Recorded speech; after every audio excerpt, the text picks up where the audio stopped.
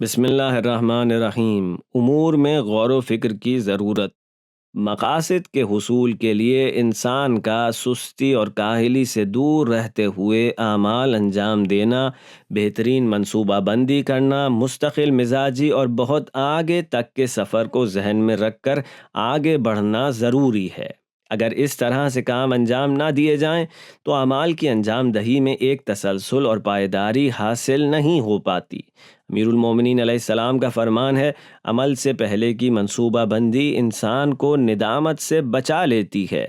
اور اسی طرح ایک اور مقام پر فرماتے ہیں، عقل مند ترین لوگ وہ ہیں جو اپنی اگلی زندگی پر زیادہ توجہ دیتے ہیں۔ عنوان بصری بڑھاپے کے غم و اندوہ اور اس کی مشکلات سے نبرد آزما تھے، لیکن وہ امام صادق علیہ السلام کے ابتدائی تربیتی نقطہ نظر سے مایوس نہیں ہوئے۔